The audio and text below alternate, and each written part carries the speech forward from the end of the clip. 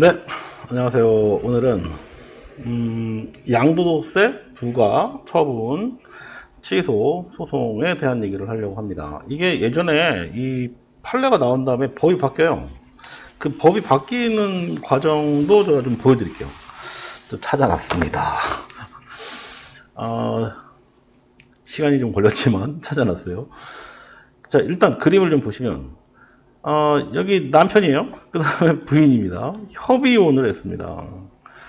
자, 그런데 제가 이거 판례를 다 보지는 않았는데 이 배우자한테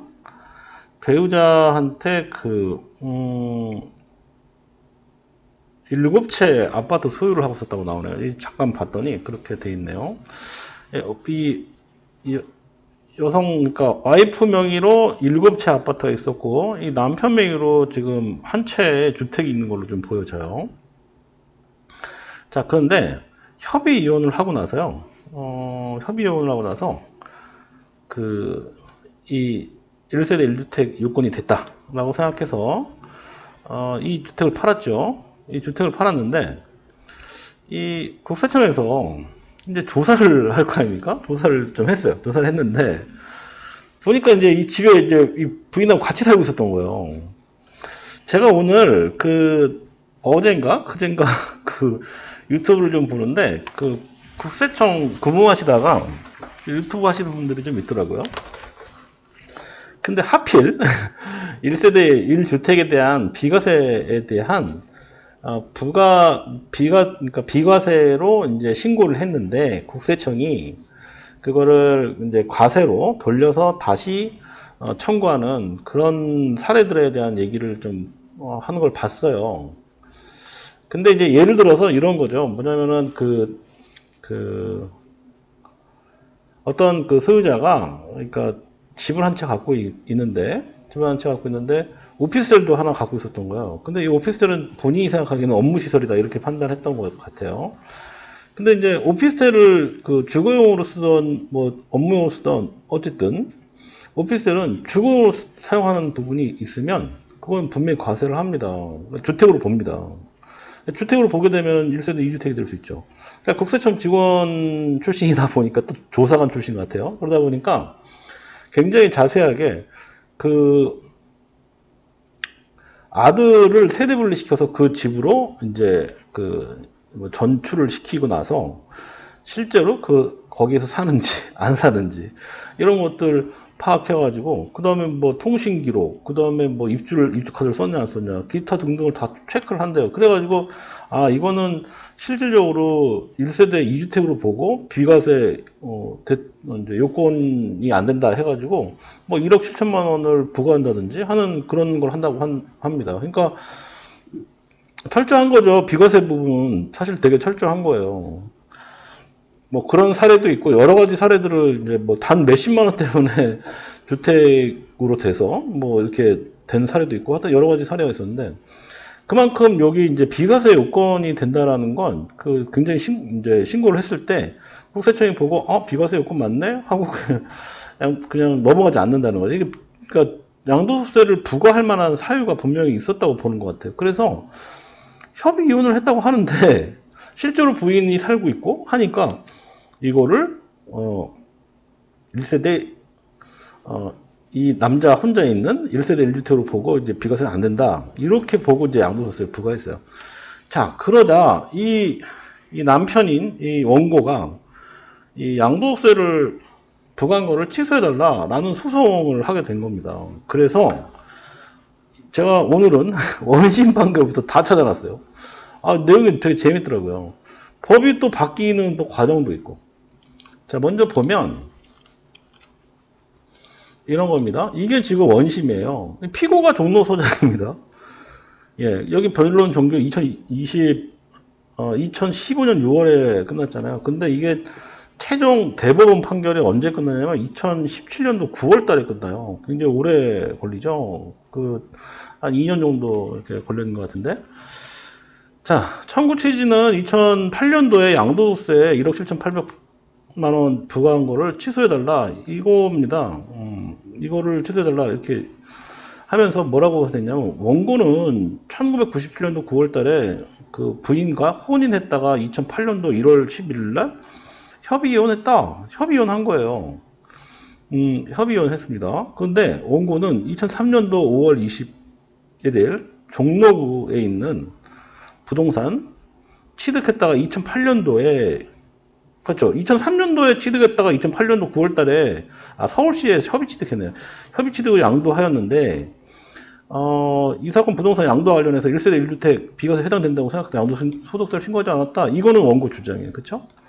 그러나 피고는, 그러니까 이 피고는 종로 세무서장, 원고와 부인이 2008년도 1월 11일 이혼한 이후에도 실제로 혼인 관계를 지속하고 있고, 부인 서울시 관악구 외 아파트 7채를 소유하고 있다. 그래서 1세대 3주택 이상 소유자로 주택 양도에 해당되고 보고, 중과세 60% 적용해서 산출된 양도세 1억 7,800, 이 당시의 산출 금액입니다. 불성실 가산세 2,200만원, 납부 불성실 가산세 5,000만원, 농어촌 특별세 380만원, 부가처분을 했다. 이렇게 지금 한 거예요. 이게 1심을 얘기하는 거예요, 1심.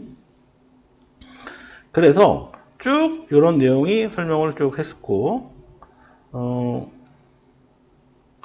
원고 주장이 이겁니다. 뭐냐면 협의 이혼했으나 생계를 같이 하는 등의 사실상 이혼한 것으로 보기 어려운 동일한 세대로 본다고 해석하는 것은 엄격 해석 원칙에 어긋난다. 따라서 원고는 이 사건의 부동산 양도 당시 1세대 1주택자였으므로 이 사건 처분이 위법하다라고 주장을 한 겁니다. 이렇게 돼 있고, 그 다음에 그래서 1세대 1주택에 대한 판단을 합니다. 이 당시 법으로 판단을 하겠죠. 그래서 쭉 내용이 나와요. 이런 식으로. 이 내용을 다 설명드리는 건 시간이 오래 걸리고, 중간중간에 뭐 이런 과정들이 좀 있죠. 이런 것들이에요. 원고는 2008년도 모와 그 자식, 그러니까 자식 간에 그 이혼 신고를 한 지 6일 만에 주소로 전입신고 확정일자 받았는데, 원고는 재결합 노력을 하는 것을 확실히 보여주기 위해서 임대차 계약을 체결하고 전입신고하였다고 주장하나 이는 납득하기 어려운 내용이다. 그리고 여기 지금 협의 이혼 당시 요 내용입니다. 그러니까 부인이 우울증이 심각하다고 볼 자료가 없는 점, 이런 것들. 그러니까 원고 주장은 이제 그렇게 이제 주장을 한 거지만, 이제 이런 부분들이 인정이 안 된 것 같아요. 그래서 쭉 그 이후에 이제 또 아파트 분양권 취득하고 협의 이혼 이후에 또 뭐 등기 마치고 뭐 이런 내용들 나오네요. 그 다음에 여기 신용카드 내역이라고 나오잖아요. 이거는 국세청이 이제 실제 신용카드 내역을 이제 확인했다는 얘기죠. 이 비과세 요건이 이만큼 까다롭습니다. 이게 그거 잘 알아야 돼요.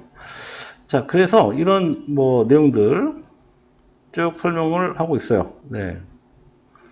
그래서 원고와 부인은 양도세 면탈하기 위해서 위장 이혼을 하고 이혼 후에도 실제로 혼인관계를 지속하고 있었던 것으로 보이므로, 원고와 그러니까 부인은 비록 이혼하였다 하더라도 1세대로 해석되어야 할 것이다. 그래서 원고의 주장은 이유가 없다. 이렇게 지금 판단한 겁니다. 1심을 얘기하는 거예요, 1심.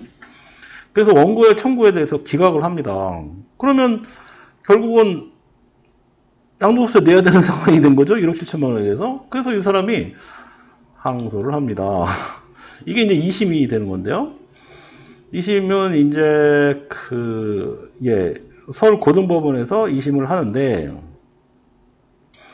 1심 판결을 취소해달라. 그리고 이거 부가처분을 취소해달라. 이게 이제 얘기예요. 그런데 1심과 동일하게 2심에서도 어떻게 얘기를 하느냐. 이렇게 얘기하고 있습니다. 부산 생활이 극도로 싫어하였던 것이 우울증의 주된 원인이 되었다고 주장하였으나, 부인은 이혼 신고로부터 4개월이 경과한 2008년도 5월에 부산에 소재한 임대주택에 대한 임대사업자로 등록하여 임대사업을 하였다. 이래서 주장을 받아들이기가 어렵다. 그래서 항소 이유 없이 기각하기로 한다. 그러니까 1심 판결 결론이 똑같이 나온 거예요. 그렇죠?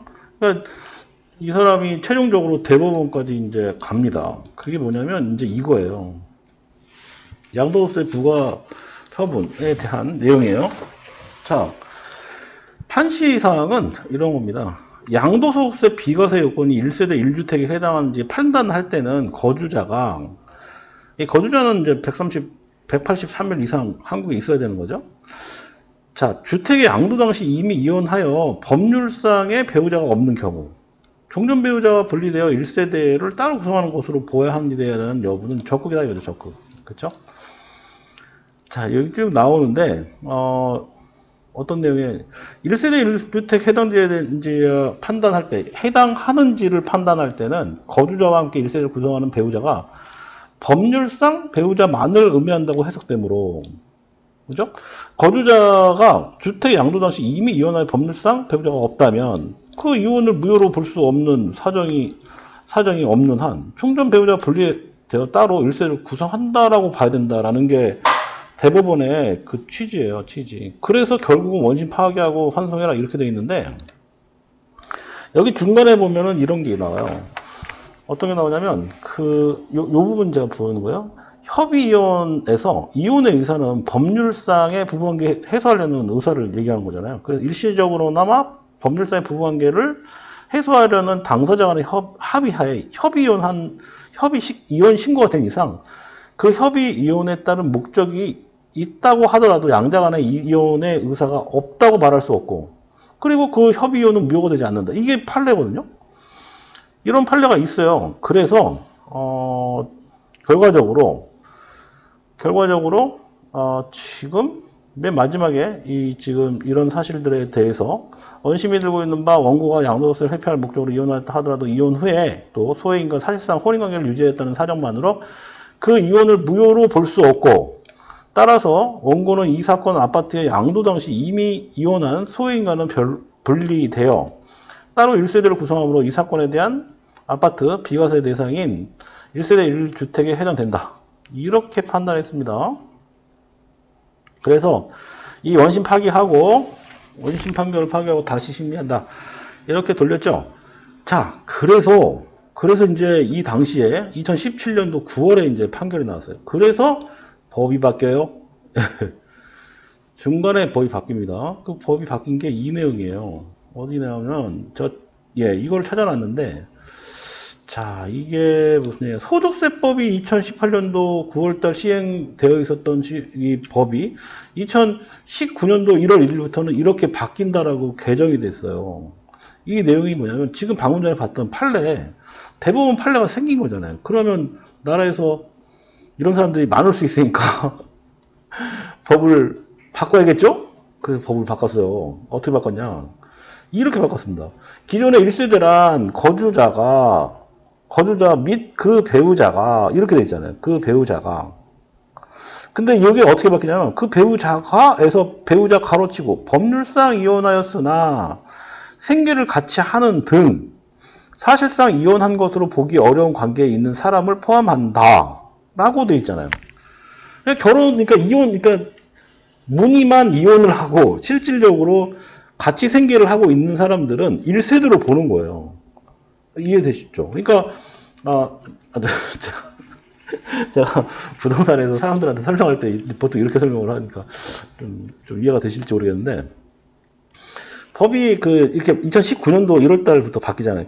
그러니까 결국은 2019년도 1월달 이전에 이런 게 있으면 대법원 판례에 따라서 맞춰서 그렇게 가겠지만, 2019년도 1월 1일 이후부터 협의 이혼을 가상으로 해놓고 이제 실질적으로 부인하고 같이 살고 있는 사람은 1세대로 본 겁니다. 1세대로. 그러니까 부인이 와이프 명의의 재산이, 그러니까 소위 부동산이 많고 남편이 없어요. 그래서 하나밖에 없을 때 요거 판단해서 비과세가 안 된다는 거예요. 이때 그 판례 이후부터.